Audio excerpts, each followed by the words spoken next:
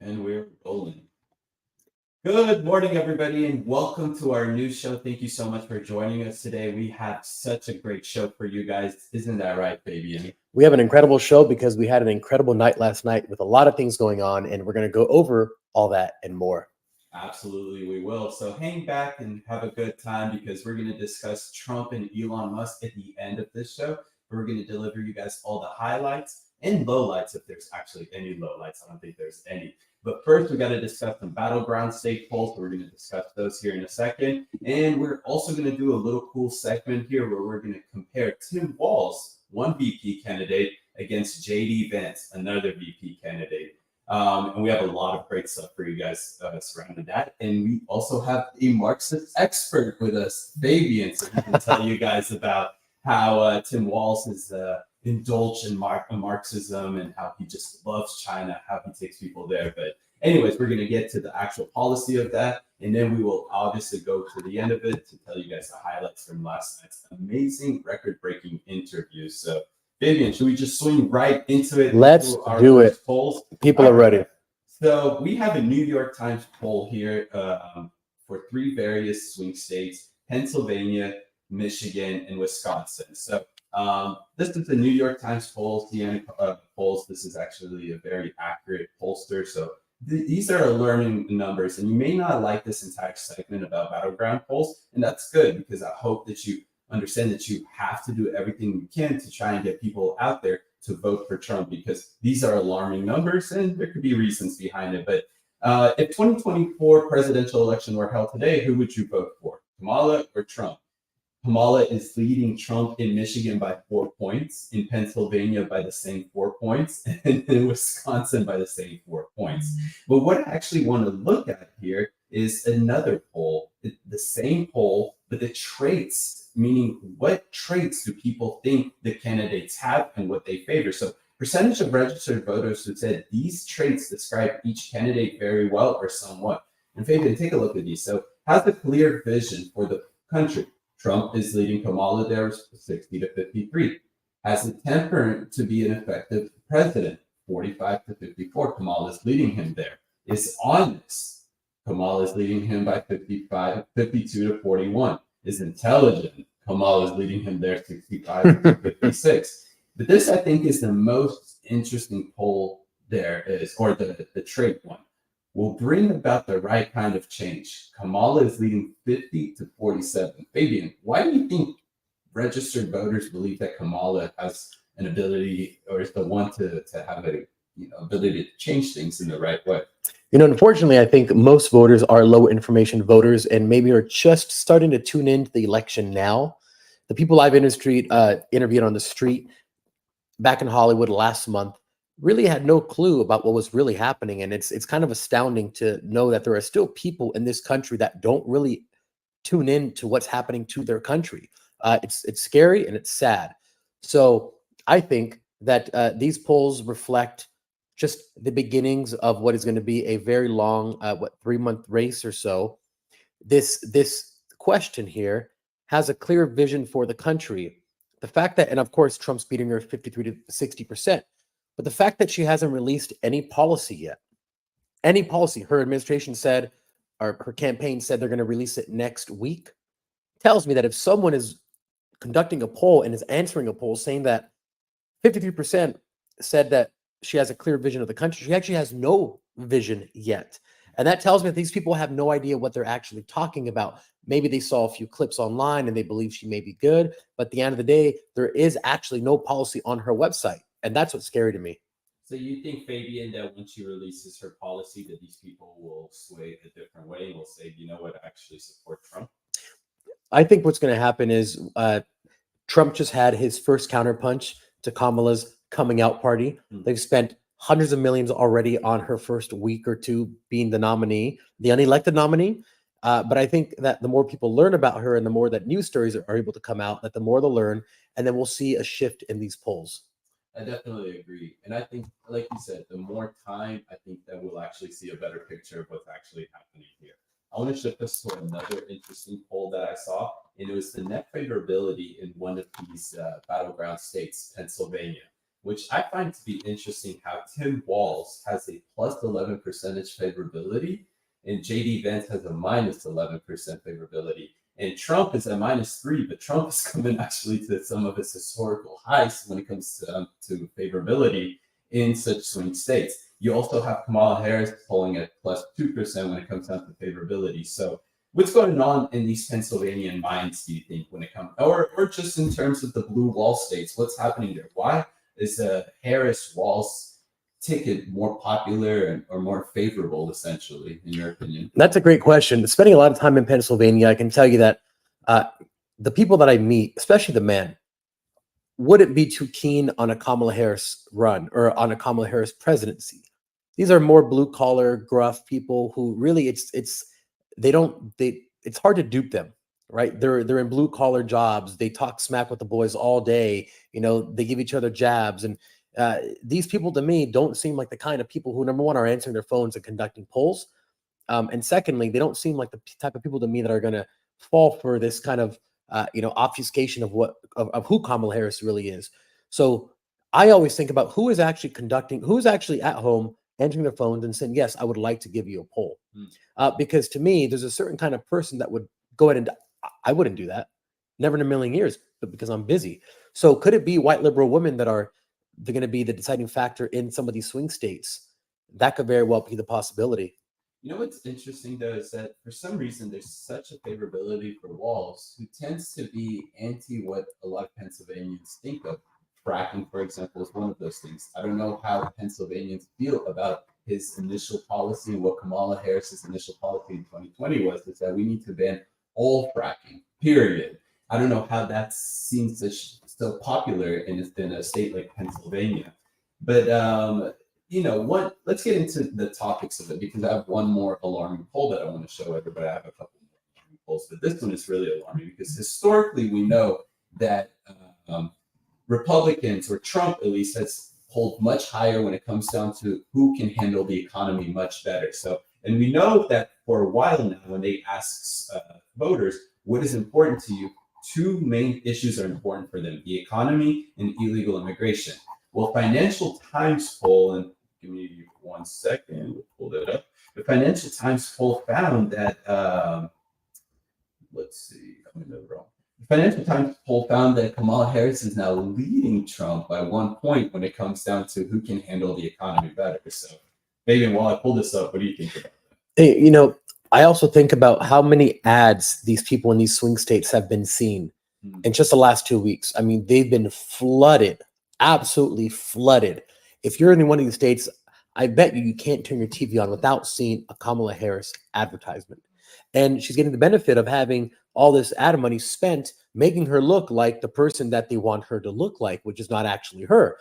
But I think the more time that comes, the more interviews that come out after the first debate, the more people really start learning about her, they're going to potentially change their mind. Because, again, if you've seen Trump for so long and you see this shiny new toy and it's everywhere and you can't walk anywhere without seeing it, you're going to say, well, that's pretty cool. But then you start playing with the toy and you start going inside and, and checking out what it can really do and find out, hey, this is really not what I saw on the TV. So buyer beware. Here's the thing, though, is that when you look at this poll, they actually trust her even more than they trusted Biden, which I don't understand how these people can come to such a conclusion right now, because we've had 4 years of her administration. We had her policies when she wanted to run for president.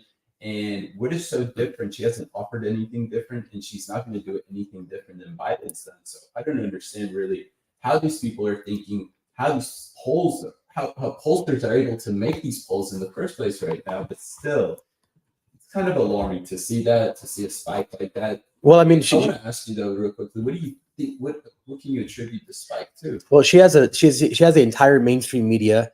She has Google. She has all the search engines that are pushing for Kamala Harris. Imagine that. You have all of the mainstream media that is trashing Trump, trashing Elon, trashing everything, but making Kamala, putting her on the cover of Time magazine, and all these magazines, making it seem like she's she's such a uniter. She's such a change agent, just like they did with Obama. But then you realize that she won with she didn't win. She was nominated without getting anyone's vote. And this is the mainstream media compartmentalizing what you see when you Google things. We know that Google subdued the Trump assassination Google search result, so you couldn't even really find anything on that topic. And if you did, it was topics that the mainstream media wrote like, well, there really wasn't a bullet that hit him; it skimmed him, and a bunch of other, to take a Joe Biden word, malarkey. So I think she's benefiting from having this entire organization, this entire system of mainstream media protect her and create a bubble around her, so that regular people who don't understand that this is not real life are going to be inundated by her and believe what they see. Yeah, well, a couple more polls, huh? And we'll get Let's out do of it. this. But again, I know you may not like these polls that you're seeing, but that's good because hopefully that will fire you up and make you go out there and tell all your friends and family to vote for Trump, and maybe even actually, we'll talk about that in a second. But New Nevada poll sees Harris with the biggest lead over Trump yet, and this is actually historical highs for Democrats, what she's polling at right now in Nevada. A new poll of likely Nevada voters found Vice President Kamala Harris with a nearly 6 percentage point lead over former President Trump, the largest lead for a Democrat in any presidential poll of Nevadans in cycle. Now, I want to follow this up with another poll from Arizona. A new Arizona poll that was conducted after July 30 primary shows Vice President, the July 30 primary, I didn't catch that. Okay. Vice President Kamala Harris leading former President Trump by 2.8%. And in the U.S. Senate race, Congressman Ruben Gallego is leading Carrie Lake by 11%. So okay, we've already talked about Trump and Kamala enough. What is happening down ballots? Why is Carrie Lake so unpopular? What is going on in Arizona? She didn't win the governorship the first time. The Republicans still elected her in the primary to run for the Senate, and it's the same exact statewide race. I don't understand what they're trying to do over there in Arizona, and it seems like Carrie Lake is very unfavorable in Arizona. Fabian, what do you think? That is a great question. I've met Carrie Lake several times. Well-to-do person. I'm not an Arizonan, so I don't live Arizona politics, but I actually don't know what Carrie Lake's problem is. It could be, and I'm just speaking off the cuff here. I have no idea if this is actually accurate, but what I felt when I met her was that I was meeting an entertainer almost, rather than someone who's really kind of speaking to me. That's the feeling that I got when I met her. Not to say she's not a great person. She's in campaign mode. I get it. You got to be stump speeching and telling people, hitting points. But what I like to see is what Elon and Trump did yesterday, where we had a real conversation and they actually talk about the issues. Maybe that's something the Arizonans are feeling, where because she ran before and if she's running again, maybe they're like, okay, what's different this time? And if there's nothing different enough, you're going to say, who's this other guy or who's this other person? Yeah.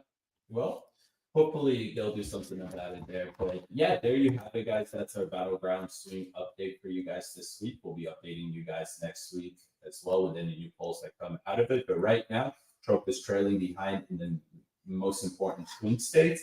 And down ballot, Republicans aren't doing too well when it comes down to the Senate and down to the House. We'll get into more of those polls next week.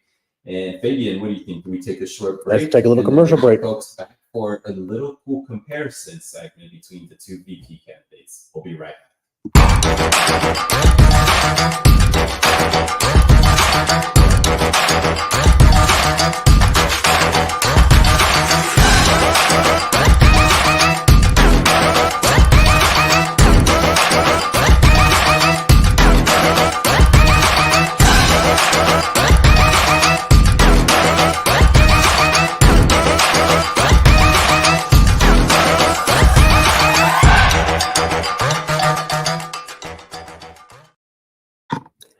So J.D. Vance is the nominee for vice president for the Republican Party, and Tim Walz is the vice presidential nominee for the Democratic Party.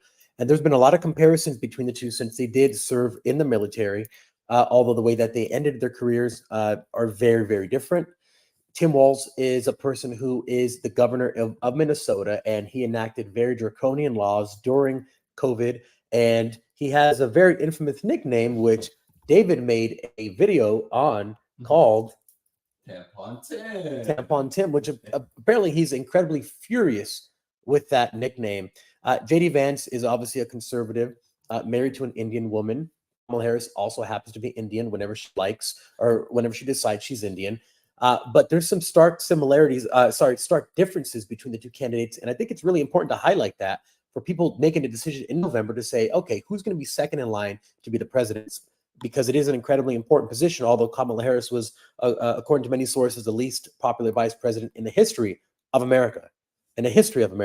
So we're going to take a look at some differences and compare them so that you, the viewer, can have a better knowledge as to who these people are.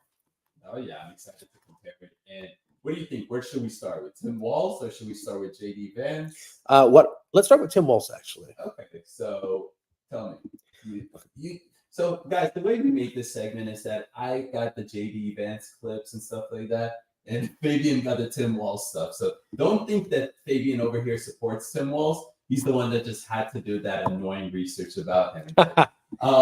Maybe without even going to any clips, first of all, one thing that really bothers me about Tim Walz is his stance on this whole alphabet soup community, right? And specifically when it comes down to kids. You're over 18, do what the hell you want to do.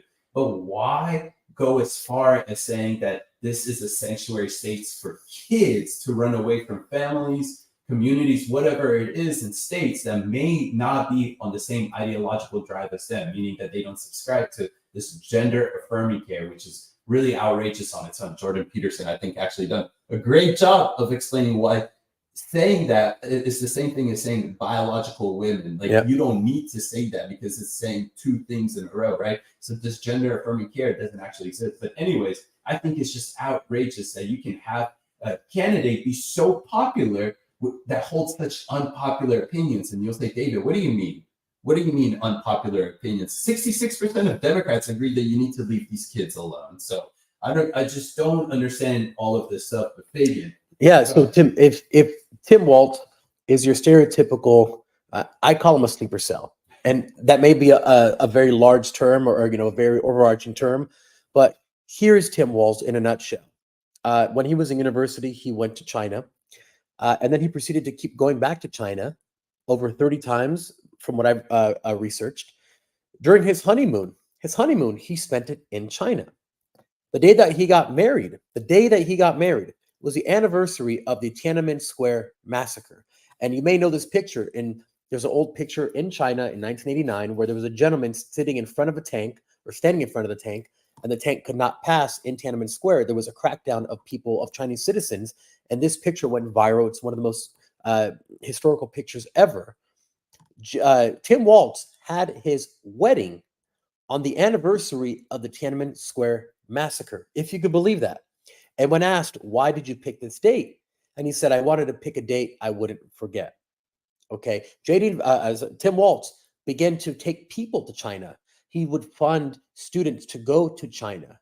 It's a very, very weird history that he has. And on top of that, he's taken some of those Chinese characteristics of the CCP and said things like, you're not afforded the First Amendment when it comes to misinformation and disinformation. So he's already placing limits on the freedom of speech.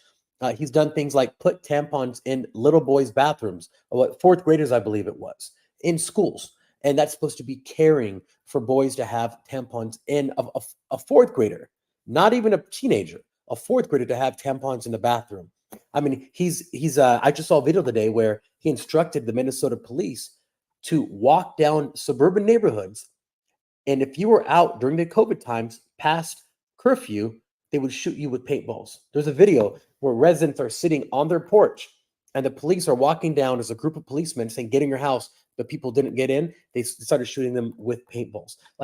Just think about what that does. Think about what that is. That is communist style policing coming to America, and it's already been done in his state. He said he doesn't believe in the complete, absolute freedom of speech, so he's going against our Constitution.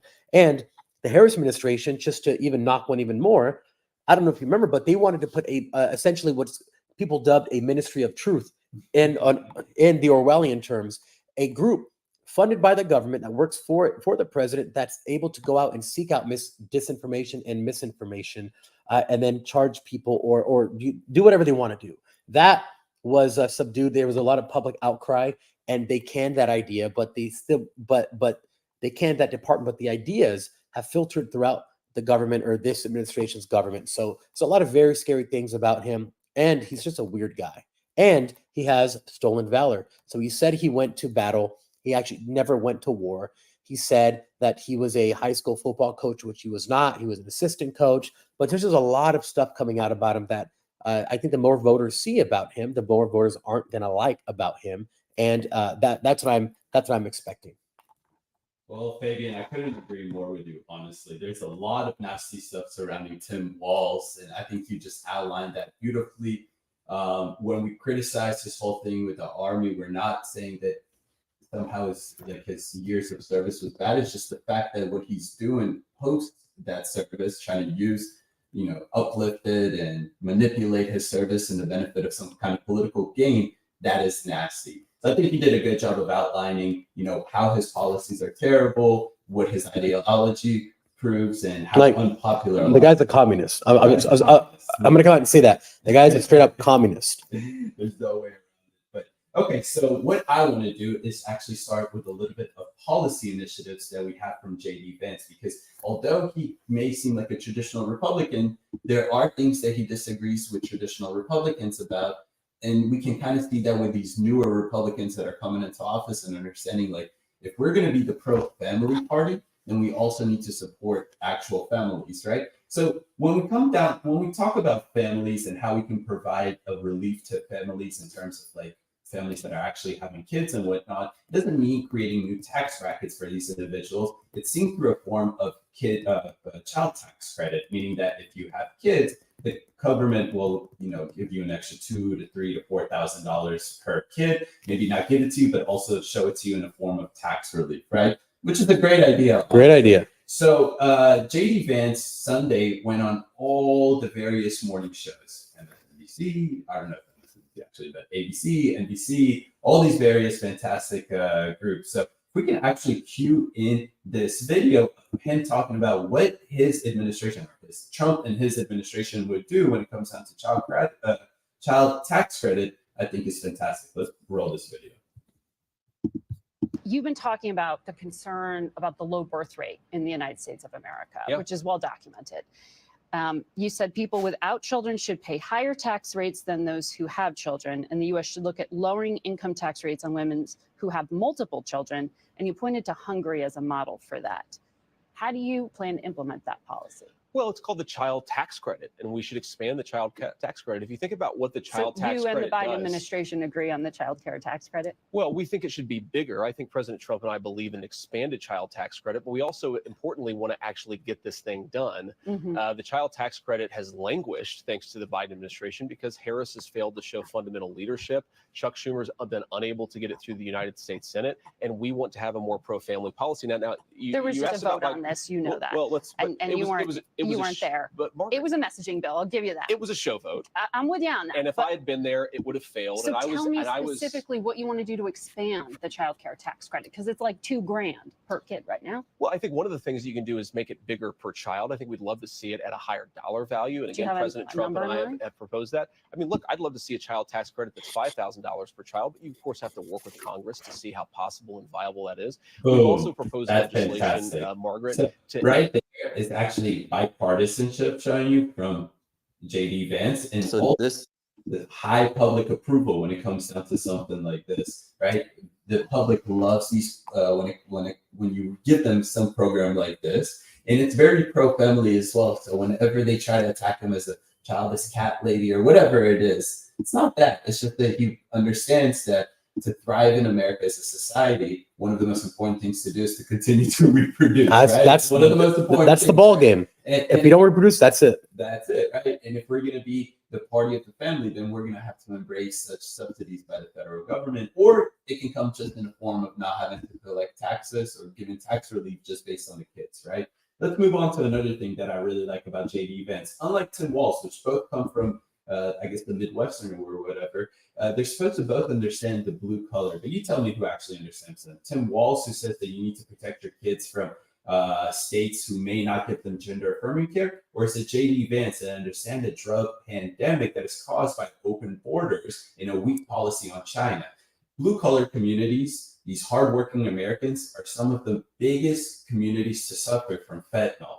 Fentanyl makes its way through the southern border by the drug cartel smuggling it. But they don't manufacture it. You know who manufactures it? It's China. So I'd love for us to, first of all, J.D. Vance is the only one that actually talks about this. Trump talks about this. Few Republicans talk about it. The Democrats never acknowledge this issue. They never talk about it. You guys know why they never talk about it? Because these low-income communities, these blue-colored regions, also get hooked on pharmaceutical drugs, and they are the company of Big Pharma. They are the ones that take the most money from Big Pharma. So Republicans have a very solid talking point here, and it's not just a talking point, it's real. So if we can pull up the next video, which it's him talking about this issue, we can go ahead and play. Do you view China as a competitor or an adversary? I think they're both, right? And I think that what we want to do here is build the kind of international order where we can check China.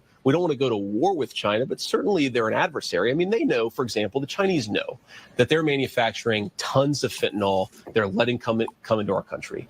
Kamala Harris has done nothing about this. She should apply diplomatic and economic leverage over the Chinese to stop manufacturing this fentanyl, which then comes into the Mexican drug cartels, which they then ship into our country. The United States has designated this is a scandal. Oh, we could do so much more. Fentanyl is not easy to manufacture, Margaret. And if Harris was applying proper leverage to the Chinese and to the Mexican drug cartels, we would not have so many people dying of fentanyl. How do you do that? What's your vision of how you do that? I think you walk into Beijing, you talk to Xi Jinping, and you say your entire economy is going to collapse unless you get access to American markets. You need to take this fentanyl seriously, or we are going to impose serious tariffs and economic penalties for not following our laws and not helping us stem the flow of this deadly poison. Beautiful. Simple as that. Like I said, Democrats refuse to talk about this, to acknowledge this issue from happening. J.D. Vance, Trump, some Republicans, they acknowledge this issue. They talk about this issue. It's actually a big platform from them of why they also are so pro shutting down what's happening at the southern border, which leads me to the third last thing that I want to bring up when it comes down to the comparison segment here is J.D. Vance's approach to illegal immigration, and not just illegal immigration in terms of illegal crossings, the actual crisis that we say happens at the southern border, but what happens when they're already in the United States? Fabian, I think that's a key point as well. Absolutely. It's not just securing the primary issue, but then also addressing the secondary issue. And unfortunately, Democrats refuse to talk about the primary issue. So I like that J.D. Vance break this into two, acknowledging that we have a problem at the southern border when it comes down to actual deterrence factor, and then what to do about individuals who are already in the United States, because there's almost 30 million of them. That's almost 11% of our population. That's a lot. So why don't we play this? We're going to start this at 13:30 and just play it till about 14:35, about a minute or so. Have to do is to stop the bleeding, stop the open border, get Kamala Harris out of there, and actually re-implement the Remain in Mexico policy, rebuild or finish Donald Trump's border wall. And you do that and you stop the bleeding. Now, you're right. Once you do that, once you stop Kamala Harris's open border policies, you've got to do something with the people who are already here. And I think that you take a sequential approach to it. You are going to have to deport some people. If you're not willing to deport a lot of people, you're not willing to have a border when there are 20 million illegal aliens in our country. 10 to 15 million people. This is like, I mean, what, John? I think it's the wrong attitude to take of it. Okay, so you go knock on doors and ask people for that paper. Again, but I think this is the wrong attitude towards it, right? There's 20 million people here illegally. You start with what's achievable. You do that, and then you go on to what's achievable from there. I think that if you deport a lot of violent criminals, and frankly, if you make it harder to hire illegal labor, which undercuts the wages of American workers, I think you go a lot of the way to solving the illegal immigration problem. But look, President Trump is absolutely right. You cannot have a border unless you're willing to deport some people. I think it's interesting that people focus on, well, how do you deport 18 million people? Let's start with 1 million. That's where Kamala Harris has failed, and then we can go from there. Right. And finally, there you go. Simple as that. I don't think, Fabian, Americans have a much more clear difference between these two candidates, these two administrations, what they offer and what they will plan to offer. Yeah. Kamala Harris just yesterday, I believe it was, or 2 days ago, said in an interview that she was, or in a speech, whatever you want to call it, I don't know what she does. She goes there and she laughs and then she leaves. But she said that she would close all detention centers on day one, meaning Instead of taking people and deporting them out of the country, they're going to close down the detention centers where they're at and allow them freely on the streets of America, in your neighborhoods, in everyone's neighborhoods. So there couldn't be, you're right, there couldn't be such a stark contrast between what these two parties believe. One believes that in infiltrating the country with immigrants to create a new voter set, because we know Black Americans are more and more turning conservative, and that's their biggest fear because that's how they win. So what's next? So we see these stark contrasts between one says, let's get the illegals out of America, and the other one saying, let's just close down detention centers and let all the illegals on the streets. Like, think of the idiocy in that. Yeah. Oh, yeah. I think you said it best there. Well, there you guys have it for the segment of the VP comparisons. Again, you can make your own opinion from here, but I think everybody knows who's the better candidate or who's the better administration to run our country, who has the better ideas, who's more pro-family, more friendly to the economy, more harsher on illegal immigration and crime. And I mean, we just can keep going and going here, but don't go anywhere, guys. We'll be right back after another short commercial break, and we're going to highlight all the great stuff that we learned yesterday from the Trump interview with Elon Musk. Blah, blah, blah, blah, blah, blah, blah, blah, blah, blah. What are you talking about? Here, have some freedom to up. Now, the Constitution is awesome. That's what it is.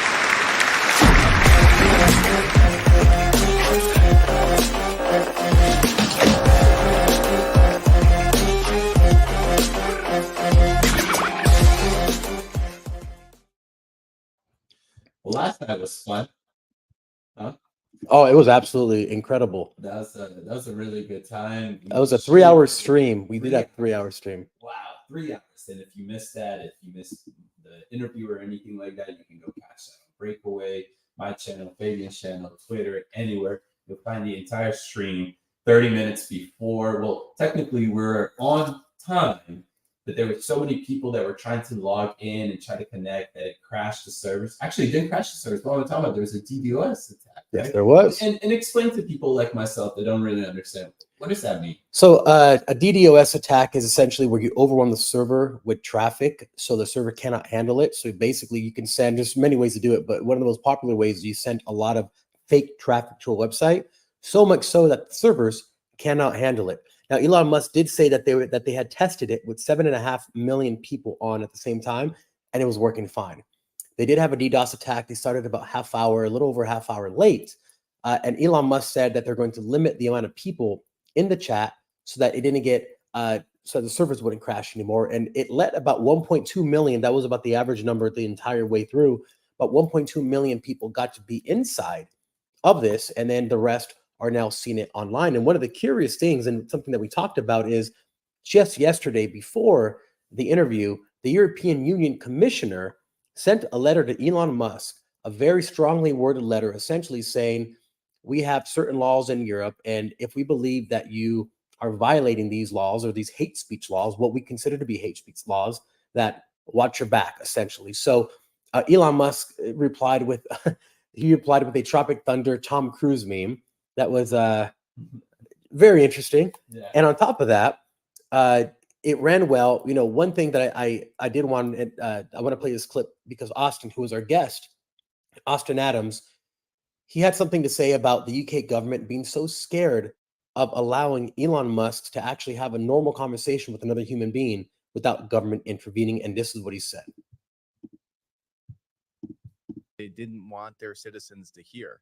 And I don't think it was any specific individual thing. You know what I think it is?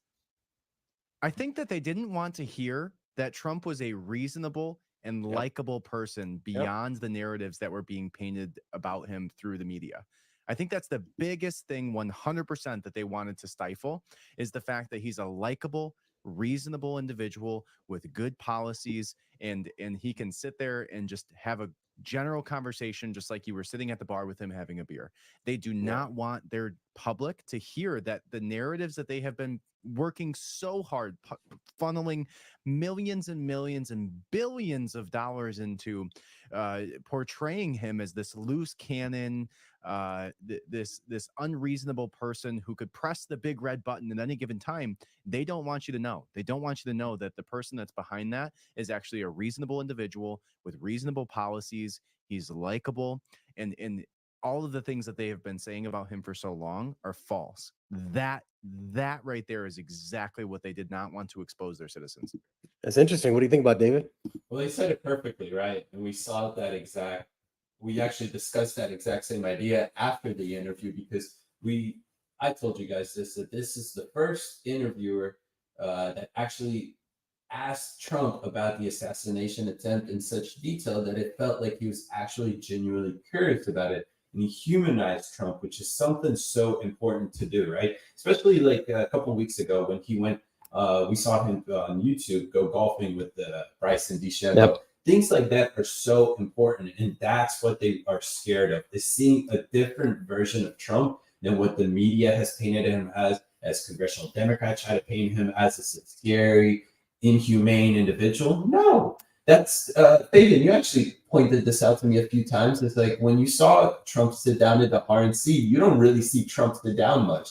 And that was such an important and smart tactic, and put him around his grandkids and whatnot, because it showed that he can relax. He can be exactly like you, the average American who's enjoying their time, wants America to be better, and has concerns and has just a different political idea of how to achieve that. But that doesn't mean that he's this terrible human. And that's what they're scared of the most. Austin said it perfectly, that the European Union is just, this is what happens with hate speech laws. They can use whatever excuse they want to ban anything that they're scared of, as long as it's guys under hate speech. So Austin said it perfectly, Fabian, in my opinion. And the interesting thing is, and I was speaking to you about this morning, is it's actually pretty comical, the fact that the government is the biggest professional and proponent and doer of misinformation and disinformation. Sure. Yet they're trying to make it so that we don't pass what they consider misinformation or disinformation. So they are creating a false reality and saying this is a true reality. And if you don't agree with it, you're going to get in trouble. Think about that. How Orwellian, and this term Orwellian keeps being used over and over again because we're living in 1984 right now. And the other thing I wanted to mention is, if you're not on X and you're just reading Google, you're reading the Washington Post, New York Times, you're not going to see anything negative about Kamala Harris, and you're not going to see anything positive about Donald Trump. Very true. If you are not on the mainstream media's carousel, you're going to see everything about everybody. And that's why these voters that we're talking about in the battleground polls, they just don't know. They haven't, and I'm assuming a lot of them aren't on X researching what's really happening. They're just being spoon-fed imagery and commercials from the mainstream media and news articles. And she's on the cover of Time. Like, Time used to be such an important thing. I used to look up the Time magazine, and now I'm like, what the hell is this trash, right? But if you never get red pilled, then you're going to keep believing, and they're getting better at creating a reality for you to exist in and believe in. It's like a metaverse, and that's what's scary. It is. I overall think he did a fantastic job yesterday, though. I think that he was very sharp when it comes down to his intent, when it comes down to policy. He was friendly. He was funny. He was his usual self, but in a more humanized level, which Elon Musk was able to actually implement that. And that is exactly what they're scared of the most. So Fabian, I actually want to cue this up because a lot of the chatter afterwards was, well, Kamala, is not going to get invited. That's not fair. It's just a one-sided thing. Look at that. He already invited her. Said he'll happily host her. Now, I'll remove that so we can have a good conversation about that. And we talked about this yesterday with Austin as well. Trump just sat down with Elon Musk for almost 3 hours, right? 2.5 hours, something like that. That's almost a Joe Rogan episode. We know that he can sit down and talk with Joe Rogan.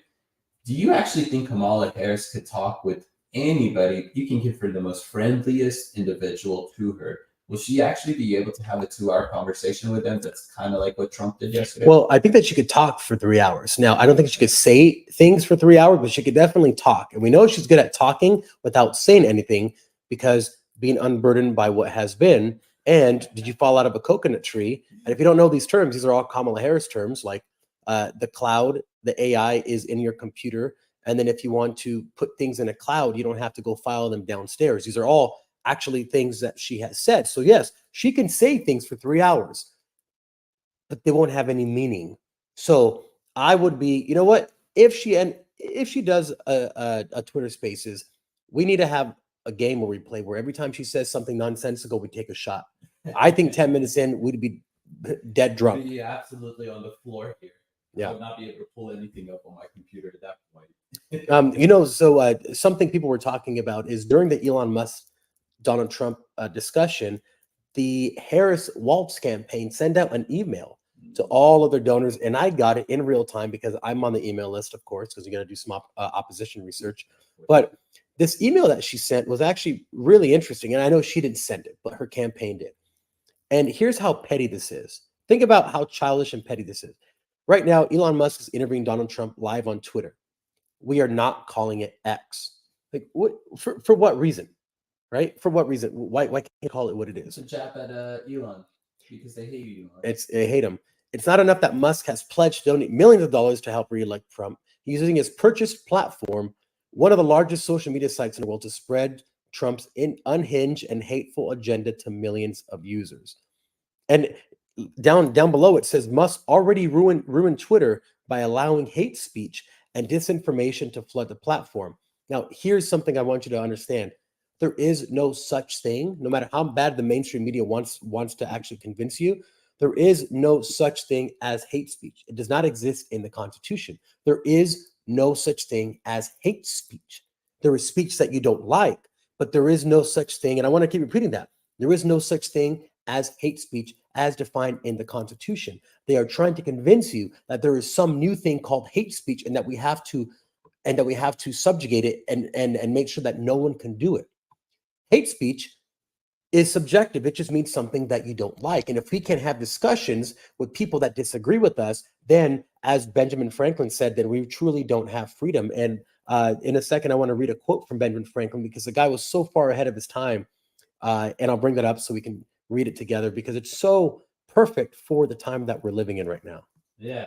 Before you go to that, I just want to bring this email back on here because look at the most important thing, that if you chip her $25 or just for $25, she'll fix all of that stuff. Don't worry. That's it. Go donate $25 to her and she'll fix all your problems. And if you don't, and then ActBlue will donate on your behalf under your name. Exactly. They will. And if you don't believe us, that's a conspiracy. We're glad they expose it to you guys, unless you want to do your own research there. But what did I want to say about that? Oh, yeah. So I find it funny how much Elon Musk has become an enemy to the left, to Democrats, to progressives. Did you guys forget about Tesla?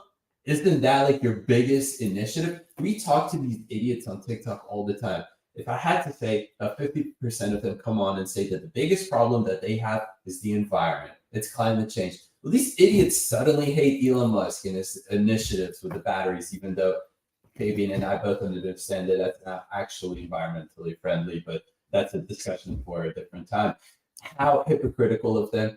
This always solidifies the fact for me that they are sheep. Whatever is going around the community, whatever talking points, narratives, ideas, that is what they're going to believe in. And yesterday is another just example of that what Elon Musk can't host Trump on his platform to talk to the population about policies and ideas and whatnot in a presidential election year. You can literally go do the same thing, Kamala, if you can. And if you don't want Elon to be the one that interviews you or hosts your conversation, that's fine. Figure out who you want it to be, and he will platform your conversation on his. Yeah, it's just any logical thinking person would be like, why are so many mainstream media corporations, news articles, or newspapers, and media companies? Why are they so mad Elon Musk spoke to Donald Trump? Like, why are they so mad that a discussion was had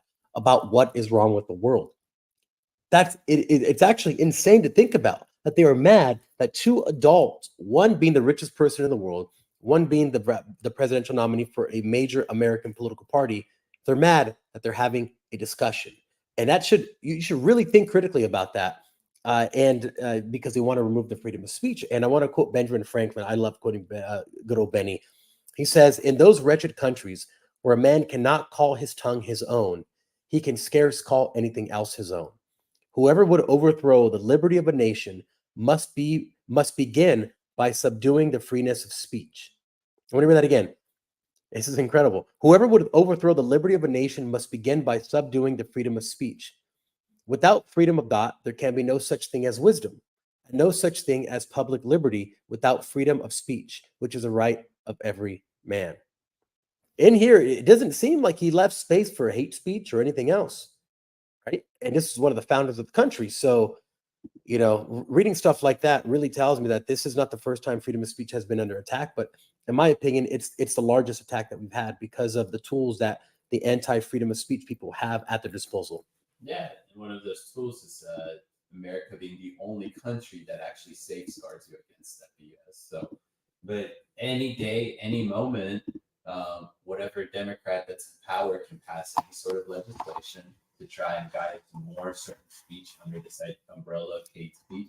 That's always the most dangerous thing, because then they can say whatever that they believe that is dangerous to them, dangerous meaning exposing their agenda, exposing their narrative, can be fit under this umbrella of hate speech, and they will censor you. They may even put you in jail for a few years, whatever it is, in order to make sure that your speech doesn't make it out there to the masses of the people. So I think we have to end on Benjamin Franklin right there. Right? There's no better place to end it than there. There.